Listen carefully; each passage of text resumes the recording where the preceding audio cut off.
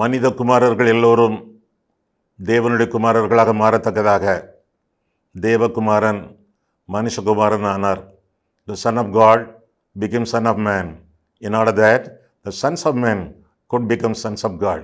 நாம் எல்லாம் தேவனுடைய பிள்ளைகளாகத்தக்கதாக தேவன் மனுக்கோலம் கொண்டு இந்த பூமியிலே அவதரித்தார். இயேசுபாலன் இந்த உலகத்திலே நம்ம ரட்சிப்புக்காக பிறந்தார்.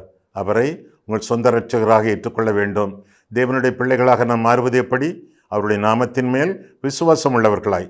அவரை ஏற்றுக்கொண்டவர்கள் எத்தனை பேர்களோ அத்தனை பேர்களும் தேவனுடைய பிள்ளைகள் ஆகும்படி அவர்களுக்கு அதிகாரம் கொடுத்தார். அவர்கள் இரத்தத்தினாலாவது மாம்ச சித்தத்தினாலாவது புருஷனுடைய சித்தத்தினாலாவது பிறவாமல் தேவனால் பிறந்தவர்கள் என்று சொல்லி வேதம் கற்றுக் கொடுக்கிறது. யோவான் 1:12-13. நீங்களும் ஆண்டவராகிய இயேசு கிறிஸ்துவை, பெத்லகேமிலே அன்றொரு நாள் பிறந்த ஆண்டவராகிய இயேசு கிறிஸ்துவை உங்கள் இருதயத்திலே சொந்த இரட்சகராக ஏற்றுக்கொண்டு அவர்களின் நிலைத்திருந்து கனி கொடுத்து பரிசுத்த வாழ்க்கை வாழத்தக்கதாக இந்த கிறிஸ்துமஸ் பண்டிகை நாளிலே உங்களை வாழ்த்துகிறேன், ஆசீர்வதிக்கிறேன். ஆமென்.